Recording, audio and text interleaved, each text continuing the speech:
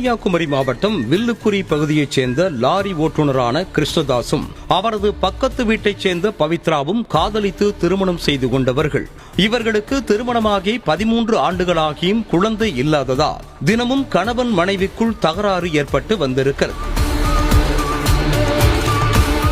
இந்த நிலையில் கடந்த 2 தினங்களுக்கு முன்பாக திருவடைக்கோடு சுடுகாடு அருகே உள்ள பாலடைந்த தகர கொட்டகையில் தலை, கை, கால்கள் வெட்டப்பட்டு நிர்வாண கோலத்தில் ரத்த வெள்ளத்தில் கிருஷ்ணதாசின் உடல் கிடந்தது. தகவலறிந்து அங்கு விரைந்த போலீசார் உடனடியாக உடலை கைப்பற்றி பிரேத பரிசோதனைக்காக அனுப்பி வைத்தனர்.